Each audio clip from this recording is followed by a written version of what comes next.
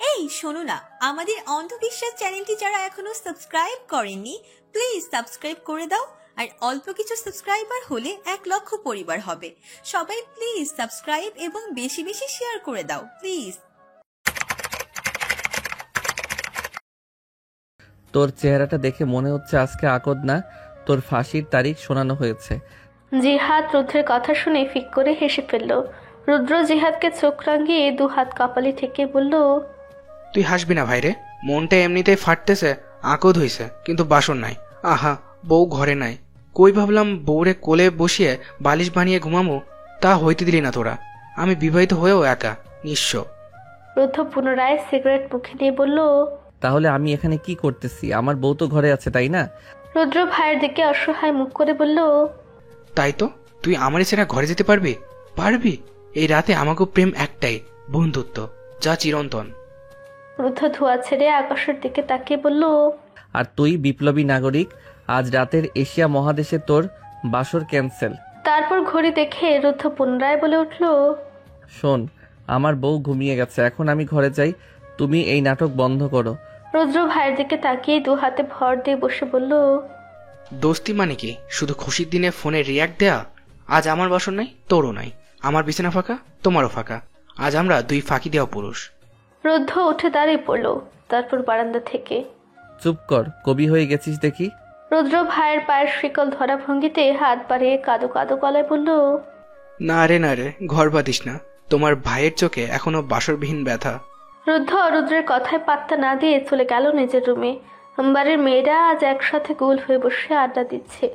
রাত, মৃত্তিকা, মৃদু, শুভ্রা, রানু বেগম, তাহমিনা আক্তার, এমনকি জামিনা বানু এসেছেন। সবাই হাসি ঠাট্টায় মেতে আছে। সারাদিন এত পরিশ্রম করে এত রাত হয়ে যাওয়ার পরেও কারোর মধ্যে কোনো ক্লান্তির ছাপ নেই। ধাপ করে ফোনটা খাটের উপর রাখলো রুদ্ধ।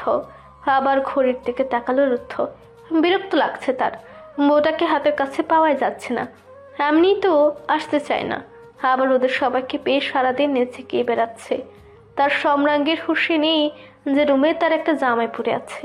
নিজের উপর মায়া হলো রুদ্ধের। রাত 1টা বেজে গেছে, অথচ ঘরে আসার নাম নেই। রুদ্ধ খানিক বসে থেকে উঠে দাঁড়ালো। ঘর থেকে বেরোবে এমন সময় রাত রুমে প্রবেশ করলো। এসে কিছু রুদ্ধকে বলার সুযোগ না দিয়ে রাত ওয়াশরুমে ঢুকে পড়লো। মিনিট 5 বাদে ফ্রেশ হয়ে বেরোলে রাত দেখলো রুদ্ধ খাটে আতশোয়া হয়ে বইটা নাড়াচাড়া করছে। সে ড্রেসিং টেবিলের সামনে যেয়ে হাতে পায়ে অলিভ অয়েল মেখে চুল আঁচড়ে নিল। পরনের শাড়ি পাল্টে সুতোর একটা শাড়ি পরেছে কাঁচা জলপাই রঙের। রাত চুল বেঁধে খাটের উপর উঠে বসলো। রুদ্ধ তাকাচ্ছেও না রাতের দিকে। নিজের মতো বই খুলে পায়ের উপর পা তুলে নাচাচ্ছে। রাতের মনক্ষুণ্ণ হলো খানিক। একটা বারও তাকাচ্ছে না তা বলে? রুদ্ধ কেন তাকাচ্ছে না ওর দিকে? কেন কথা বলছে না? কেন জড়িয়ে ধরছে না? মন খারাপ হলেও প্রকাশ করলো না। আস্তে গিয়ে বসে পড়লো বিছানায়। পফিও ততক্ষণেই হাজির। আয়েশ করে তার পাপার বুকের উপর উঠে বসে আছে। রুদ্ধ তার মাথায় হাত বুলে দিচ্ছে। রাত তাকালো রুদ্ধের দিকে। কি ব্যাপার? লোকটা কি রাগ করেছে? কিন্তু সে তো এমন কোনো কিছুই করেনি যে এভাবে নাক ফুলিয়ে মুখ ফিরিয়ে বসে থাকবে। রাত আর চোখে তাকালো রুদ্ধের দিকে। রুদ্ধ এতক্ষণ নীরবে রাতের চাহনি পরখ করলেও বুঝতে দিল না। রাত রুদ্ধের দিকে পিট করে তাকিয়ে মৃদু স্বরে শোধালো, শুনছেন, কফি খাবেন? না। গম্ভীর কণ্ঠে শোধালো রুদ্ধ। রাত আর কিছু বলতে গিয়েও বলল না। তখনই রুদ্ধ রাতের বাহু ধরে টেনে আনলো নিজের নিকটে। নিজের বুকের উপর রাতকে ফেলে বাম হাতে কোমর পেঁচিয়ে গভীর দৃষ্টি নিক্ষেপ করলো রাতের পানে। সচকিত নয়নে তাকালো রাত। রুদ্ধ রাতের মুখশ্রী পর্যবেক্ষণ করে কপালের চুল কানের পিঠে গুজে দিয়ে বলল, কই ছিলা তুমি? জামাই যে এতিমের মতো পড়ে আছে সেদিকে হুঁশ ছিল? কথার সাথে খুব তীব্রভাবে রাত অনুভব করলো রুদ্ধের গভীর শ্বাস প্রশ্বাসের নিনাদ। উত্তপ্ত গরম শ্বাসে বুক ভারী হলো তারও। ঘন হয়ে আসলো প্রশ্বাস। রুদ্ধ মুখ এগিয়ে আনলো। গালের সাথে গাল ঘষা দিয়ে মোহাগ্রস্ত গলায় বলল, এত পালাই পালাই করলেও ছাড় পাবে না, তাই এনার্জি ওয়েস্ট করার দরকার নেই। রাত কথা বলল না। শ্বাস প্রশ্বাসের নিনাদে অতিষ্ঠ বোধ করলো রাত। সরে আসতে গেলে রুদ্ধ এক হাত কোমরে পেঁচিয়ে আর এক হাতে ঘাড়ের পেছনে রেখে পেঁচিয়ে ধরলো। রাতের দম বন্ধ হয়ে এলো। এলোথেলো অনুভূতিতে ঝিলিক দিয়ে উঠছে সমস্ত কায়া। খামচে ধরলো রুদ্ধের পরনের পাঞ্জাবি। মৃদু কাত করে রাতের গালে আধর ছোঁয়ালো রুদ্ধ কয়েক পল স্থির হলো নরম গালে রুদ্ধের পুরো স্পর্শের স্থায়িত্ব। ঘাড়ের পেছনে হাত রেখে শুয়ে দিল রাতকে। মুদে আসলো চোখ, খিচিয়ে ধরলো নয়ন। রুদ্ধের শব্দ বাক্য নেশার মতোই লাগছে। ঘাড় উচালো সামান্য কম্পিত অধৈর্য গোল এগিয়ে উষ্ণ ঠোঁটের কাপা স্পর্শে ছুঁয়ে দিল রুদ্ধের থুতনি কোনো এক অজানা ঘুরে। রাতের এহেন হৃদয় স্পর্শী ছোট্ট চুম্বনে বেসামাল হলো রুদ্ধ। এক ঝটকায় অবস্থান ঘুরিয়ে রাতের ছোট্ট শরীরটা রাখলো নিজ বুকের উপর। রাত সরে আসতে গেলে ঘাড়ের পেছনে হাত সন্তর্পণে রেখে টেনে নিল নিকটে। পুরো ঠোঁটের মাঝে বদ্ধ করলো রাতের নরম কম্পিত অধৈর্য কল। হৃদবাক্ষে কম্পন তুলল রাতের রুদ্ধের উথাল পাতাল চুম্বনে শ্রান্ত হয়ে গেল নরম দেহ। নরম আবেশে ছুঁয়ে দিতে লাগলো তার ওষ্ঠদয়। হাতের স্পর্শ পিঠ থেকে নামতে নামতে কোমর পর্যন্ত গেল। নরম দেহে আরো চাপ দিয়ে মিশিয়ে নিল নিজের ভেতর। আবদ্ধ স্পর্শের বিচরণ ছড়িয়ে গেল সারা শরীরে। বদনে ঝিলিক দিয়ে উঠলো রাতের সমগ্র দুনিয়াটা। মিশে যেতে লাগলো, হারিয়ে যেতে লাগলো। চারটা যেন একটু বেশি ঝুঁকে পড়েছে আজ, যেন জানে ঘরের কোণে তীব্র কম্পন বইছে। দূরের অরণ্যে জোনাকির আলোগুলো থমকে গেছে, স্থির হয়ে তাকিয়ে আছে এই অজানা ঘুরে ডুবে থাকা দুই দেহের দিকে। বাতাস থেমে গেছে, ঠিক যেন নিজের নিঃশ্বাস আটকে রেখেছে। কোনো শব্দ না করে সাক্ষী হতে চায় এই গভীর সংলাপহীন আলাপনের। পাশের সাদা রঙন গাছটা নুয়ে পড়েছে সামান্য, ঠিক যেমন কোনো মুগ্ধ গভীর সুরে আত্মহারা হয়ে আসে একটু কাছে। পাতার গায়ে শিশির জমেছে, তবে সেসব যেন আর টলমল করছে না। তারা বুঝে গেছে এই মুহূর্তে কোনো শব্দই চায় না, শুধু একটানা নীরবতা, যেন শব্দ শ্রদ্ধায় নত যেন। চাঁদের আলো একটু সোনালি লাগছে আজ না, হয়তো ওটা রাতের গায়ের উষ্ণতা ছুঁয়ে এসে বদলে গেছে। চারদিকটা যেন কুয়াশার মতো এক আলতো আস্তরণে মোড়া, ঠিক যেমনটা হয় কোনো গভীর কবিতার মাঝে প্রবেশ করলে, যেখানে সময় থেমে যায়, শব্দেরা হারিয়ে যায়, আর বাকি থাকে শুধু অনুভব। আকাশ জুড়ে তারা ছড়িয়ে আছে অনেক, কিন্তু তারাদের মাঝখানে একটা অপর শূন্যতা, যেন একটা নিঃশব্দ স্পন্দন বয়ে চলেছে এক দেহ থেকে আরেক দেহে, এক হৃদয়ের ঘূর্ণি পাক থেকে আরেকটিতে। রাত আর রুদ্ধের গায়ে চাঁদের আলো পড়ছে, তার স্রেফ আলো নয়, ওটা একরাশ কবিতা, একরাশ চুপি চুপি বলা ভালোবাসা। সূর্যের আলো কোমল ভাবে ছড়িয়ে আস্তে আস্তে সকল নামিয়ে দিচ্ছে ধরিত্রীর বুকে। আলো রুমে জেগে উঠল গাছের পাতাগুলো, শিশিরে ভিজে থাকা ঘাসেরা মাথা তুলে নিল ধীরে ধীরে। চারপাশে যেন এক মুগ্ধ স্তব্ধতা, একটা শান্ত রোদেলার আবরণে মোড়া নিঃসর্গ। পূর্বাকাশে কুয়াশার চাদর সরিয়ে যেন সূর্য উঁকি দিল। নরম হাওয়া জানালার ফাঁক দিয়ে ঘরে ঢুকে রাতের গায়ে হাত রাখলো, একটা ধীরে ধীরে ভাঙা ঘুমের মতন। প্রথম সকালটা রোদ সোনালি নয়, সে ধপধপে, একটু মলিন, একটু ক্লান্ত, কিন্তু ভীষণ যত্নশীল। যেমন কেউ ভালোবেসে কারো কপালে চুমু রাখে, জোরে নয়, খুব আস্তে। আকাশের বুক জুড়ে এই যে কোমল আলো, সেটাই যেন জীবনের নতুন পৃষ্ঠা উল্টে দেয়। সেই আলো ছুঁয়ে যায় জানালার কাজ, বিছানার চাদর, আর দুজন মানুষের এক রাতের তীব্রতায় ভেজা নিঃশ্বাস। পূব দিকের জানালা দিয়ে ঢুকে পড়েছে এক টুকরো হালকা রোদ। সেটা চোখে পড়ে না ঠিক, বরং গায়ের উপর আলতো ভাবে বসে থাকা ধুলো কণাগুলো নড়াচড়ায় বোঝা যায় সূর্য উঠেছে। কিন্তু এই সূর্য জ্বলে না, পুড়ে না, বরং মুছে দেয় সবকিছু। দূরে কোথাও কাক ডেকে উঠেছে, তবে সেই ডাকেও নেই জীবনের আহ্বান, বরং একরাশ ক্লান্তির ঘ্রাণ। চারিদিকে গাছে রাতের শিশির জমে আছে এখনো, যেন তারা চোখের জল নিয়ে দাঁড়িয়ে ছিল সারা রাত। পাখিরা গা ছাড়ছে, রাত পড়ে আছে বিছানায় নিঃসার, শরীর জুড়ে ছড়িয়ে থাকা এলোমেলো চুল, গায়ে কমফোর্ট জড়িয়ে গভীর নিদ্রায় বিভোর। রুদ্ধ জানালার ধারে দাঁড়িয়ে ধোয়া ওঠা কফির কাপে ঠোঁট ছোয়ালো। সকাল 7:35 বাজে। রাতকে ডাকতে গিয়েও ডাকলো না, মেয়েটা ক্লান্ত, ঘুমাচ্ছে, ঘুমাক। রুদ্ধ নিজে তৈরি হয়ে নাস্তা করে ভার্সিটিতে রওনা দিল। রুদ্র গেল ভাইয়ের সাথে। তার শোকের শেষ নেই। গতকাল বিয়ে করলো, কিন্তু কপালে বাসর জুটল না। এখন আবার বিয়ের পর দিনই আবার ভার্সিটিতে দৌড়াতে হচ্ছে। হায়রে কপাল। রুদ্ধ চলে যাওয়ার কিছুক্ষণ পরেই রাতের ঘুম ভাঙলো। ঘুম ভাঙতেই লাফিয়ে উঠল রাত। ঘড়ির দিকে এক পলক তাকিয়ে দ্রুত পা বাড়ালো ওয়াশরুমে। তারপর এই কালারের একটা জামদানি শাড়ি পরে দ্রুত নিচে নেমে গেল। মেহমান বাড়িতে, অথচ সে এবারের বউ হয়ে নাক ডেকে ঘুমাচ্ছে। আবার রুদ্ধ চলে গেছে ভার্সিটিতে, অথচ সে টের পেল না। ইস, লজ্জা লাগলো রাতের। নিচে নামতে ড্রয়িং রুমে গিয়ে দেখলো শুভ্রা, মৃত্তিকা, মৃদু, জিহাদ, রানু বেগম ও তাহমিনা আক্তার সবাই গল্প করছে। রাত কিছুটা ইতস্তত বোধ করতে লাগলো। তাহমিনা আক্তার নিশ্চয়ই তাকে উল্টো পাল্টা ভাববে, অথচ রাতের চিন্তার পুরো বিপরীতে গিয়ে তাহমিনা আক্তার বললেন, কই রে রুদ্ধের বউ, এদিকে আসো। দেখো তো, আমি আজ লুচি আর গরুর মাংস রান্না করলাম। আমিও কিন্তু খুলনার মেয়ে, দেখো তো কেমন হলো। তখনই মৃদু উঠে গিয়ে রাতের গালে হাত দিয়ে বলল, আগে বলো তোমার জ্বর নেমেছে? মৃত্তিকা উঠে এসে রাতকে নিজের পাশে বসে বলল, ভাই যখন বললো তোমার জ্বর ছিল রাতে, তখনই যেতে চেয়েছিলাম দেখতে যে কেমন আছো, কিন্তু ভাই যেতে দেয়নি। শুভ্রা এক কাপ চা রাতকে ধরে দিয়ে বলল, নাও চা নাও, গরম গরম খাও। তোমার তো জ্বর হলে গলাও ব্যথা হয়, এটা নাও, ভালো লাগবে। জিহাদ পাশ থেকে বলল, টক কিছু খাবে ভাবি? বলো কিনে আনি। রানু বেগম রাতকে কাছে টেনে জিজ্ঞেস করলেন, দেখি আয় তো, রুদ্ধ বলল তোর নাকি জ্বর ছিল রাতে, তুই কেন যে রাতে গোসল করতে চাস? বস তো, খেয়ে ঔষধ খাবি। রাত চুপ করে রইল, হা করে তাকিয়ে রইল সে। তার জ্বর আসলো কখন আবার? পরক্ষণেই নিজেকে স্বাভাবিক করে মিষ্টি হেসে বলল সে ঠিক আছে। রুদ্ধ যে ইচ্ছে করে এমন বলেছে বেশ বুঝলো রাত। লোকটা এতটা সভ্য না দেখি, কি সুন্দর টুকুস করে মিথ্যা বলে সব ঠিকঠাক করে রেখেছে। রাত চুপচাপ খেয়ে নিল শাশুড়ি মায়ের হাতে। এটা নতুন না, বিয়ের 1 বছর হতে যাচ্ছে। এর মধ্যে সে প্রায় সময় রানু বেগমের হাতে খেয়েছে। শুভ্রা, মৃত্তিকা, মৃদু ও জিহাদ খেতে বসেছে রাতের সাথে। সবাইকে একসঙ্গে খাইয়ে দিল রানু বেগম। খাওয়ার শেষে সবাই গল্প করতে লাগলো।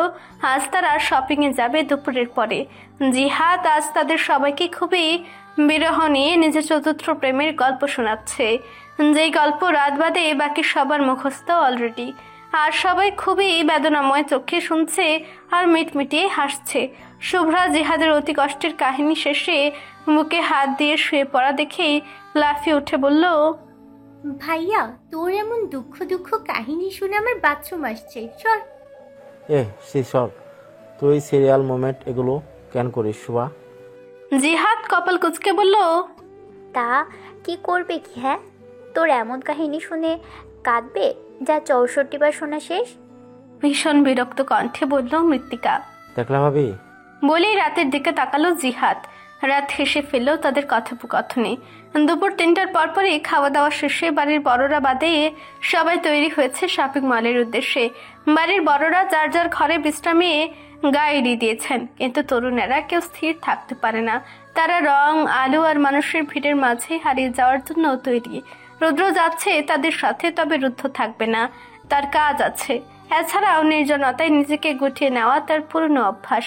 রাত আজ নীল রঙের ছোঁয়ায় মোড়ানো একটা শাড়ি পরেছে লাল ব্লাউজের সঙ্গে। রক্ত জবা রাঙা ব্লাউজে সাদা রঙে কলকি ডিজাইন, কানে ছোট্ট একটা ঝুমকো আর কপালে ছোট্ট একটা কালো টিপ পরে হালকা সাজলো। কালচে পুরা কফি রাঙা চুল ছাড়াই রাখলো। শপিং মলের সামনে আসতে সব এক এক করে নেমে পড়লো গাড়ি থেকে। জিহাদ নেমে রাতের দিকে হাত বাড়িয়ে বলল, আসো ভাবি। তারা এক এক করে শপিং মলে প্রবেশ করে সব মেয়েরা দল বেঁধে নিজেদের জিনিসপত্র কিনতে হলে হলে ঘুরতে লাগলো। টানা 3 ঘন্টা এই দোকান থেকে ওই দোকানে ঢুকে জিনিসপত্র কিনতে কিনতে ক্লান্ত হয়ে একটা রেস্টুরেন্টে গিয়ে বসলো তারা সবাই। জিহাদ বিরক্ত হয়ে নিজের শার্টের কলার ধরে ঝাঁকিয়ে বলল, তোদের সাথে আমি যদি আর জীবনে শপিং করছি, এরকম মান সম্মানের প্লাস্টিক সার্জারি হবে, তাও আবার নুন মরিচ লাগাই, তাহলে জীবনেও আসতাম না তোদের সাথে।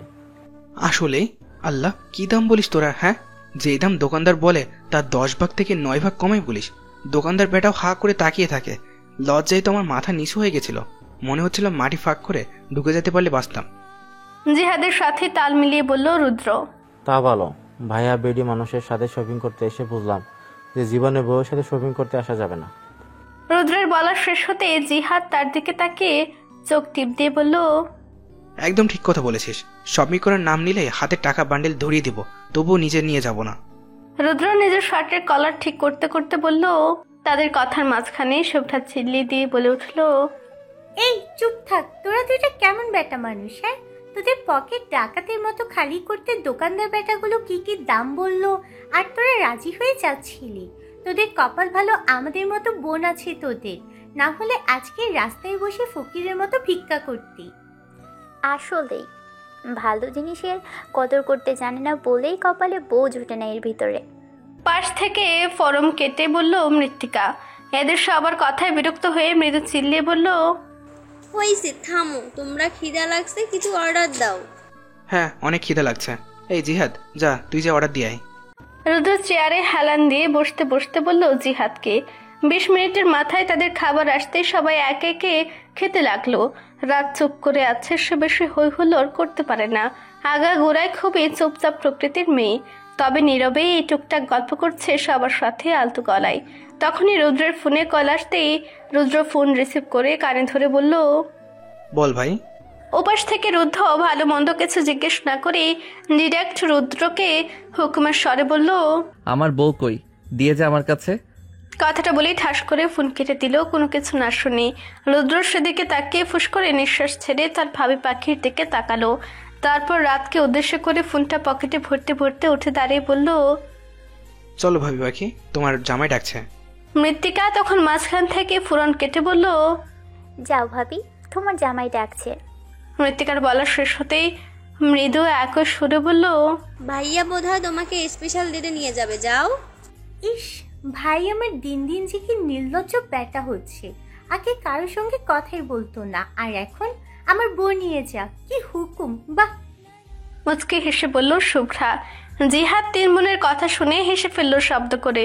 রাতের ভীষণ লজ্জা লাগলো, সে লজ্জায় মাথা নুয়ে ফেললো। এভাবে সবার সামনে কেন ডাকতে গেল লোকটা? তখন রুদ্র তাদের সবাইকে থামিয়ে দিয়ে বলল, তোরা চুপ থাক, এটা সারপ্রাইজ, বলা যাবে না। চলো ভাবি পাখি। রুদ্রের কথা শুনতেই রাত অবাক হয়ে তাকালো তার দিকে। লোকটা হঠাৎ এভাবে ফোন দিয়ে কেন ডাকলো তাকে? আর কিসের সারপ্রাইজ? রাত কোনো কথা না বলে সবাইকে আলতো করে মুচকি হেসে বিদায় জানিয়ে রুদ্রের পিছু পিছু গেল রেস্টুরেন্টের বাহিরে। তারা রেস্টুরেন্টের বাইরে এসে দেখতে পেল একটা কালো গাড়ি, যার সামনে দাঁড়িয়ে আছে রুদ্ধ। পরনে সাদা রঙের একটা শার্ট, হাতা কোনোই পর্যন্ত ভাঁজ করা। ফোনে কারোর সাথে রেগে কথা বলছে। রাগের কারণে কপালের রগ স্পষ্ট দেখা যাচ্ছে। রাত তাকালো তার দিকে। কি ব্যাপার, এত রেগে আছে কেন লোকটা? রুদ্রের কাছে যেতে রুদ্রই তার ভাইকে বলল, নাও ভাই, তোমার বউ। রুদ্র ফোনটা রেখে এক হাতে রাতকে নিজের বুকে আগলে নিতে নিতে বলল রুদ্রকে, মাকে বলে দিস রাতে ফিরতে নাও পারি। রুদ্র রুদ্রের দিকে তাকে মুচকি হেসে বলল, ওকে। কথাটা বলেই চলে গেল রুদ্র। রুদ্র সেদিকে তাকিয়ে রাতের দিকে মাথা নিচু করে তাকালো, যেখানে চোখ পিটপিট করে তাকিয়ে আছে তার দিকে। রুদ্র রাতের তাকানোর ধরন দেখে মুচকি হেসে রাতের নাক টেনে দিয়ে আলতো স্বরে বলল, কিছু খাবে? রাত রুদ্রের এত আলতো আদুরে কণ্ঠ শুনে অবাক হলো। একটু আগেই তো লোকটা সিংহের মতো গর্জন করছিল। সে তো ভয়ে তাকাতেই পারছিল না রুদ্রের দিকে, আর এখন কিনা এত নরম করে কথা বলছে। রাত আলতো করে মাথা নাড়িয়ে না বলে মুখ গুজে দিল রুদ্রের বুকে। রুদ্র মুচকে হেসে নিজের প্রেয়সীর মাথায় আলতো করে হাত বুলিয়ে দিয়ে ছোট্ট করে একটা চুমু খেলো। তারপর রাতকে গাড়িতে বসিয়ে দিয়ে নিজেও ড্রাইভিং সিটে বসে রাতের দিকে তাকিয়ে সিট বেল্ট লাগাতে লাগাতে বলল, সিট বেল্টটা লাগিয়ে নাও রাত পাখি। রাত সিট বেল্ট লাগালো না, বরং সিট থেকে উঠে এসে রুদ্রের কোলে বসে মাথা এলিয়ে দিল রুদ্রের বুকে। রুদ্র রাতের এমন কাণ্ডে হেসে ফেললো। তারপর রাতের হাত নিজের হাতের মুঠোয় পুরে ছোট্ট একটা চুমু খেলো। রুদ্র পুনরায় সিট বেল্টটা খুলে রাতকে বুকে আগলে নিয়ে রাতকে সহ সিট বেল্টটা লাগিয়ে গাড়ি স্টার্ট দিল। রাতের কেন জানি মনটা কেমন করছে, ভালো লাগছে না তার। সন্ধ্যার ঠিক আগের মুহূর্তে যে সময়টা কবিরা বলেন গোধূলি বেলা, সন্ধ্যার এমন প্রহরে দিনের গাছ ছুঁয়ে চলে যাওয়া আলো আর রাতের ধীরে ধীরে আসার ব্যাকুলতা নিয়ে আকাশ দাঁড়িয়ে আছে এক অসমাপ্ত চিঠির মতো। আকাশের রং তখন ধূসর নীলের গায়ে হালকা কমলার ছায়া, যেন কেউ কাঁচা জল রং দিয়ে হালকা করে ছুঁয়ে গেছে। সূর্যটা ঠিক যেন দিগন্তের কিনারায় বসে থাকা এক ক্লান্ত পথিক, ধীরে ধীরে গা এলিয়ে দিচ্ছে পশ্চিমের কোলে। মেঘেরা তখন তুলোর মতো নয়, বরং এক একটা যেন মনের ভাঁজে জমে থাকা কথা। একটু ধোয়াতে একটু আবছা। পাখিরা দল বেঁধে ফিরে আসছে বাসায়, ডানায় ডানায় ক্লান্তি আর চোখে ঘরের টান। গাছের পাতায় নরম হাওয়া এসে খেলছে, পাতাগুলো যেন ফিস ফিস করে কথা বলছে। রং বদলাতে থাকা আকাশটা দেখে মনে হয় এজন্য একটা গভীর নিঃশ্বাস, কোনো কিছু হারানোর আবার নতুন কিছু পাওয়ার আগে চুপ করে থাকার সময়। এই সময়টা এমন যেখানে আলোর সঙ্গে ছায়ার সম্পর্কটা জটিল, একসাথে কাছে আসা আবার একসাথে হারিয়ে যায়। রাত আর রুদ্ধ একসাথে হাত ধরে হেঁটে যাচ্ছে একটা মাটির রাস্তা ধরে। কিছুটা গ্রাম অঞ্চলের ভেতরে এসে গাড়ি থেকে নেমে রুদ্ধ রাতকে নিয়ে হাঁটা শুরু করেছিল। কিছু দূর হাঁটতেই বেশ বড় একটা দোতলা বাগান বাড়ির মতো সুন্দর গাছপালা ঘেরা কাঠের তৈরি দরজা জানালা সহ অসম্ভব সুন্দর একটি বাড়ি দেখতে পেল রাত। দূর থেকে অসম্ভব সুন্দর লাগছে বাড়িটা। রাত কৌতূহলী চোখে তাকালো সেদিকে। বাড়িটা দেখে অবাক চোখে রুদ্ধের দিকে তাকাতেই রুদ্ধ তার দিকে তাকিয়ে মুচকি হেসে হাত ধরে নিয়ে গেল বাড়ির ভেতরে। সদর দরজা পেরিয়ে ভেতরে ঢুকতে অবাক হলো রাত। ঘরের কেন্দ্রে বসানো রয়েছে রাজকীয় দুটি সোফা, একটা গাঢ় নীল, অপরটি মেঠো মরচে রঙে আভাযুক্ত। সোফার সামনে গোলাকৃতি টেবিল, যার উপর কিছু বই আর কফির কাপ রাখা থাকতে পারে যদি আপনি একটু কল্পনা করেন। সেগুলোর চারপাশে ছড়িয়ে ছিটিয়ে থাকা হালকা আলো যেন মেঝেতে শিল্পের আঁচড় টেনে গেছে। তবে ঘরের প্রকৃত জাদু লুকিয়ে আছে জানালার ওপাশে। সেই উঁচু জানালার ঠিক বাইরে বিস্তৃত হয়ে আছে প্রকৃতির নিজস্ব এক পর্দা, গভীর সবুজে মোড়া বাঁশবাগান, ঝাঁকড়া পাতা আর দীর্ঘ গাছগুলো কাছের গায়ে এসে ছায়া ফেলে। বাঁশগুলো ঘরের বাইরের নয়, বরং যেন ভেতরেরই একটা প্রলম্বন। বাইরে ভেতরের ভেদ রেখা যেন এখানে মুছে গেছে। ঘরটি যেন শৈল্পিক সংবেদনশীলতার এক নীরব প্রতিমা। দেয়ালের প্রতিটি কোণে, প্রতিটি ফ্রেমে, প্রতিটি রেখায় ছড়িয়ে আছে রুচির ছাপ। প্রবেশ পথের ঠিক ডান দিকে সাজানো কিছু চিত্রকর্ম কেউ হয়তো ছবি নয়, বরং অনুভব এঁকেছে ক্যানভাসে। নিঃশব্দে দাঁড়িয়ে আছে কিছু শোকেস আর সাইড ইউনিট, যাদের গায়ে রাখা ছোট ছোট মূর্তি, বই আর সুভিনির যেন সফরের নীরব দিনলিপি। সামনের দিকে চোখ পড়লে যে জিনিসটি প্রথমে মন কেড়ে নেয় তা হলো বিশাল জানালার সারি সোনালী কাঠের ফ্রেমে বাঁধানো, যেগুলো ঘরটাকে কেবল খুলে দেয় না, বরং যেন বাড়ির সবুজকে আপন করে নেয়। গাছের উপরে জঙ্গল, বলতে গেলে ছোট ছোট বাঁশের ঝাঁক, গাছগাছালির নকশা এমনভাবে মিশে আছে যেন ঘরের সঙ্গে প্রকৃতির গোপন কোন চুক্তি হয়েছে বহু আগে।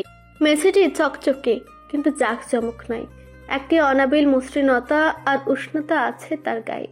মাঝে ছড়িয়ে রাখা একটি নরম টেক্সচারওয়ালা রাগ, যার নকশা বিছিয়ে রেখেছে কিছু হারানো গল্পের টুকরো টুকরো অনুবাদ। ঘরের আরেক সাইডেও রাখা দুটি সোফা, একটি গাঢ় নীল, অন্যটি ধূসর লালচে, নিভৃত আরামদায়ক। তাদের পাশে রাখা গোল কফি টেবিলটি যেন সন্ধ্যার আলাপের চক্রবিন্দু।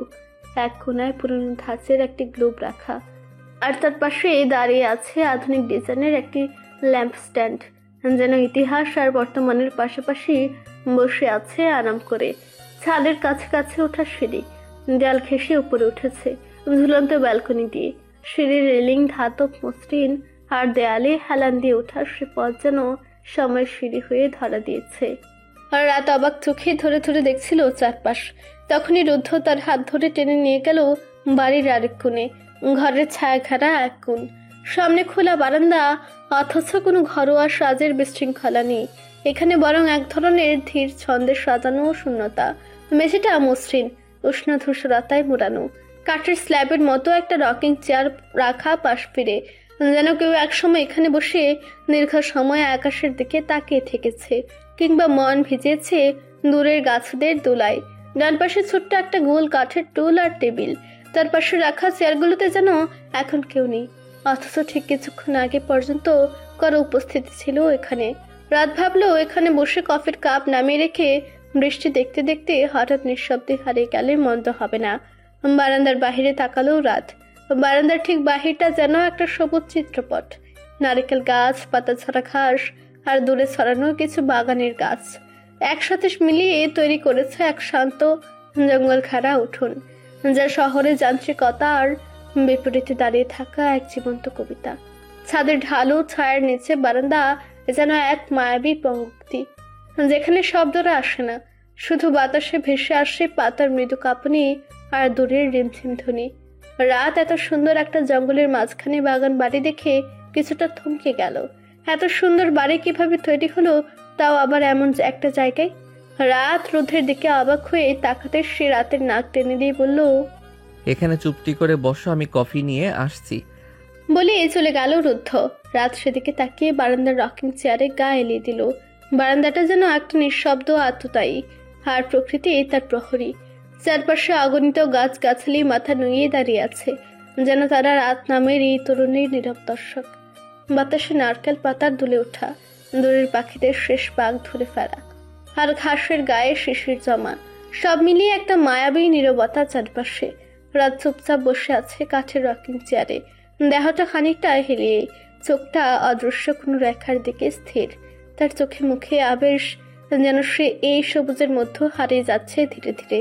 বারান্দার চারপাশে ঝরে পড়া পাতার শব্দ আর বাতাসে ফুলের গন্ধ তাকে পুরোপুরি মুছিয়ে নিয়েছে সময় থেকে। সে বুঝতে পারছে না কেন, কিন্তু আজ প্রকৃতি তাকে অন্যরকম টানছে, শুধু চোখে নয়, মনে গিয়েও বসে গেছে। সন্ধ্যার পরে হাওয়াটা কিছুটা ঠান্ডা হয়েছে, পাতার ফাঁকে ফাঁকে কিছু জোনাকি চলছে, আর দূরে এক পাখি গুনগুন করে ডাকছে একটানা ক্লান্তিহীন। রাত তখনও জানে না এই সন্ধ্যা নিঃশব্দটাকে ঠিক এখনই ভেঙে দেবে এক চেনা কণ্ঠ। আচমকা পেছন থেকে ভেসে আসে এক হাঁটার শব্দ, মৃদু নরম, যেন কেউ বুঝেই হাঁটছে, ধ্বনি যেন না হয়। রাত ঘুরে তাকায় সেদিকে, ঘাড় ফিরিয়ে সেদিকে তাকাতেই চমকে উঠে বসে রাত। সামনে দাঁড়িয়ে রুদ্ধ, দুহাতে ধরা এক বিশাল গোলাপের তোড়া, রক্তিম গাঢ় লাল, যেন এই সবুজে এক প্রকার আগুন জ্বালিয়ে দিয়েছে সে। রুদ্ধের চোখে ছিল সেই পুরনো চাহনি, অল্প একটু ঘাম, কিন্তু ঠোঁটে ভীষণ শান্ত একটা হাসি। এগিয়ে এসে রাতের কপালের সঙ্গে কপাল ঠেকালো রুদ্ধ, তারপর গভীরভাবে নিঃশ্বাস টেনে সে কেবল এতটুকু বলল, 18ই জানুয়ারি আমরা এক হয়েছিলাম রাত, মনে পড়ে সে দিনটার কথা?